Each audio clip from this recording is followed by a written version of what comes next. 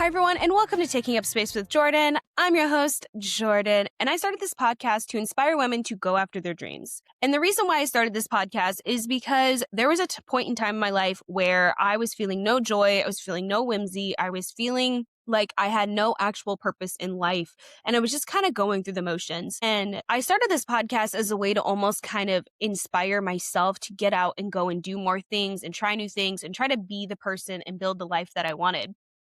And honestly, as I have been doing it, the world has only continued to change. I've been doing this podcast for only 2 years now. And unfortunately, the world has only gotten worse. But what I have noticed is internally, I am still feeling that sparkle. I am still feeling that joy. I'm still feeling that whimsy.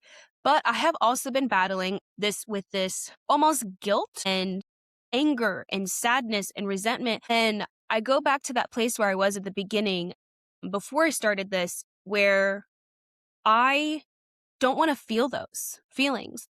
Anger, sadness, and resentment, those are all common things to be feeling, and those are completely normal emotions. But for me, when I have those feelings, it brings back a part of myself that I'm not necessarily trying to associate myself with anymore. And so I kind of wanted to talk about why we still need to have this sense of joy, why we need to have this sense of whimsy in our lives, and how we can balance this discourse that's happening inside ourselves with wanting to find joy, wanting to experience joy, wanting to also hit our goals, while also the world is ending and I'm angry and I'm sad and I just do not know what to do with myself. And so we're going to talk about that, and I hope you enjoy it. So to start, creating whimsy and joy is point blank period how you keep these scaries and the depressies away. I'm not going to try and sugarcoat it and tell you that it's dopamine and serotonin, at least not yet. Because honestly, you probably don't care about that. You care about how can I wake up and not be so sad and depressed about the state of everything and feel all this anger and resentment towards the people in power.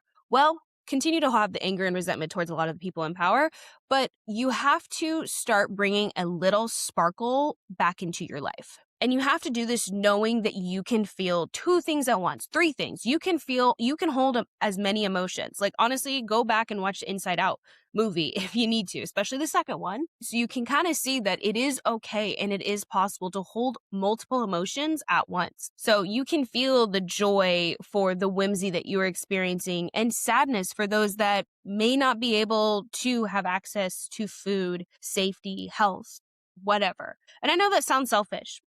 I think that's what a lot of us say is like, oh, that sounds selfish of me to be feeling joy when there's all these other things happening in the world. But you have to be able to have some hope, some joy in order to continue to fight for those that have bare bones or nothing right now. So set aside the guilt. Your guilt does not help anything right now. So set it aside and listen up, because I'm going to give you a few ways to start small in creating those routines around joy.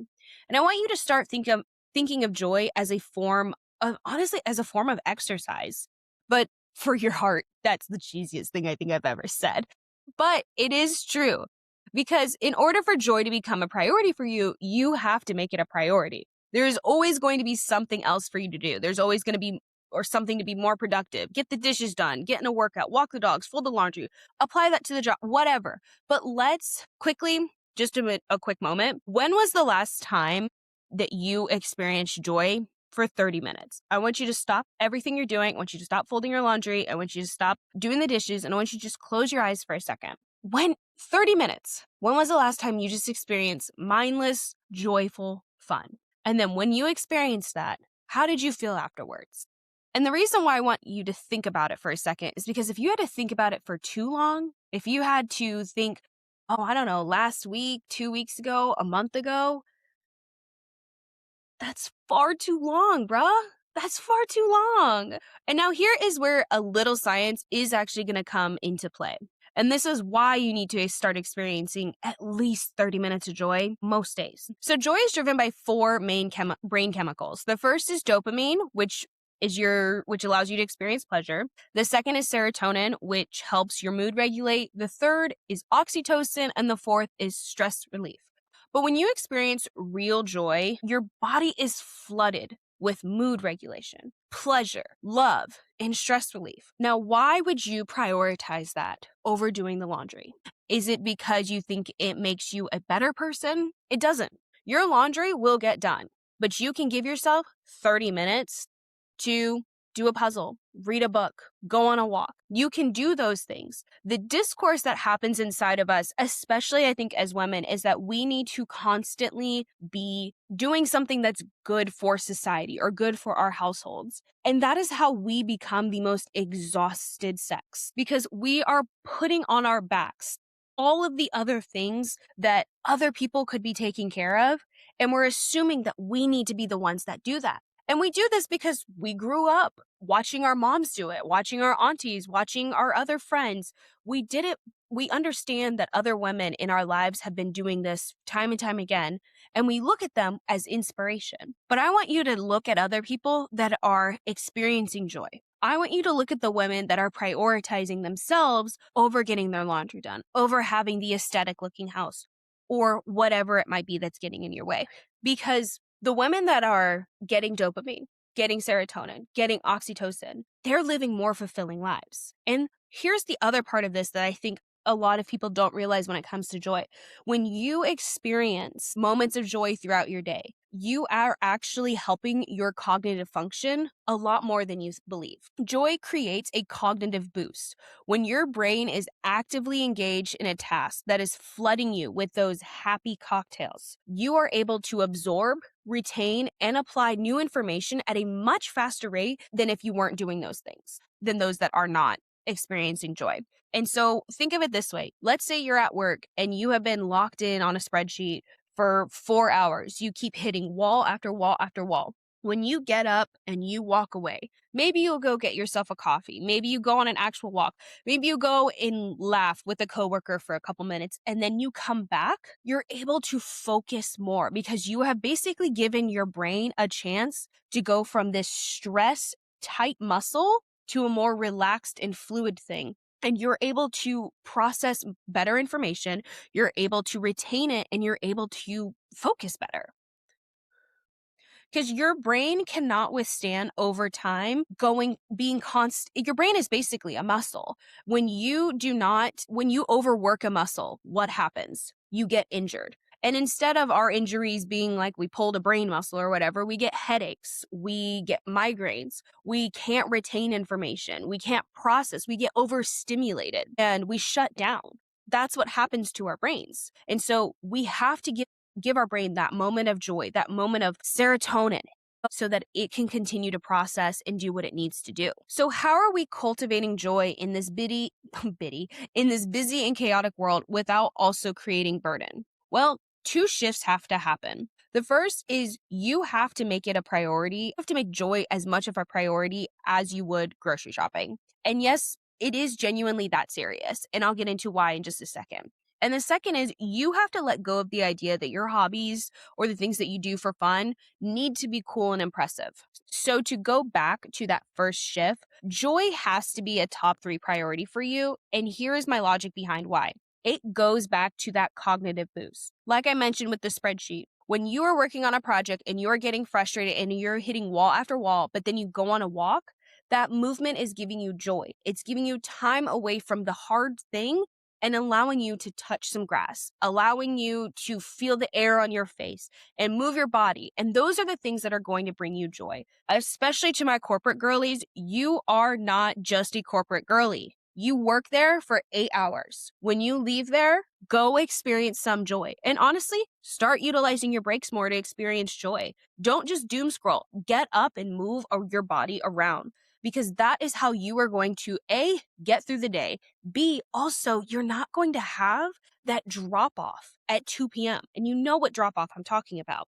You're not going to have that moment where your brain goes, I can't do this anymore. Because guess what? You have been going too hard from 8 a.m. till 1, and now your brain is depleted. You have to create moments in your life that are allowing you to have moments for joy. Maybe that is going and getting a coffee. Maybe that is going and talking to a coworker. Maybe that's calling a friend and saying hi and just giggling for a little bit about nothing. Whatever it is, when you come back to that hard project or task, you are going to have better cognitive function than you were earlier. You're going to have a better mood and you're going to have less stress. So yes, Joy is that serious. It is that simple. And this applies to people not just working on corporate things. This also applies to when you are having a stressful time in your life. Let's say you're fighting with your partner. Sometimes separating and you going on a walk and they going on a walk, or just going and sitting in a room and both of you working on your own hobbies for a second, you can come back and I promise both of you will be in a much more regulated state, and both of you will be able to have a conversation that allows you to continue your partnership and allows you to understand each other's side of things. I think a lot of times couples get into such discourse, healthy couples get into such discourse because they're tired, they're overworked, and they're overburdened, and they're not creating enough joy, not just as a couple together, but also separately in their own lives. Once you start prioritizing it, then you can start to cultivate it and curate more joy. The other part of this shift that has to happen is that the notion that your hobbies or your hobbies outside of work interest have to be these cool or inspiring things. They do not. Do you want to know what brings me joy? Going on a walk with my dogs in my neighborhood, writing, reading, painting in my watercolor book, badly, but doing a puzzle or playing pickleball. You know what none of those things are innately? Cool. They are kind of dorky, actually. I'm a nerdy girl. I'm a nerdy, introverted girl that goes and plays pickleball, and she does it kind of okay. But who cares? Not me. Because guess what? Those are the things that bring me joy. When you are comparing the things that you find joyful to someone else's joy, you are taking away your own. Comparison is a trap and does not give you any information that is helpful other than maybe I want to try that thing that they're doing. So let's talk about how to actually start building these joyful moments into your day. I've kind of mentioned a couple ways of doing it, but I'm going to give you 3 actionable steps that you can start implementing today, right now, this very second. The first is I want you to identify 3 things that bring you joy that take less than 15 minutes. I want you to write them down somewhere that you can see daily. Maybe it's your phone notes or a sticky note on your mirror, in your planner, whatever. These are your go-to joy activities when you need a quick reset. For me, that's playing with my dogs. It's watching silly TikTok compilations, or it's making myself a really good cup of coffee with all the fancy things. Second is schedule joy like you would a doctor's appointment. I know that sounds ridiculous, but hear me out.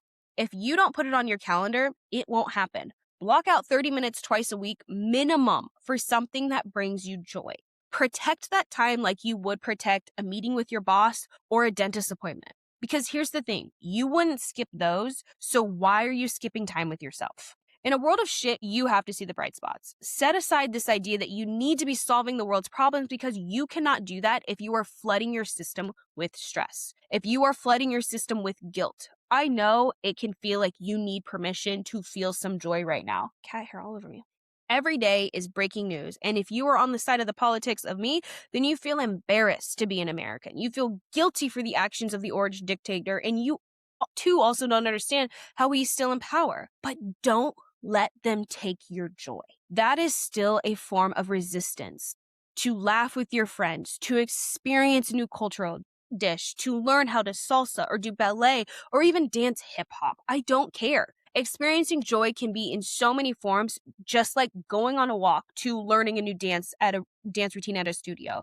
But make time for it. We can be upset about the state of things and still find joy in the small moments. Thank you so much for tuning in today. I hope that wherever you are in the world that you can find just a few minutes of joy, whether that's just playing with your dogs or watching the sunset, enjoying a beautifully crafted latte at home, or signing up for that dance class that you've always wanted to. I don't care. I just want you to be able to say at the end of the day, I had at least one moment of joy. Which reminds me, this past week, my moment of joy was settling on a cover that I crafted for my novel. Yes, I get to say my novel. I'm so excited about it. So there's a second moment of joy that you just got to witness. But wherever you are today, keep taking up space. Fight for your joy. Kiss.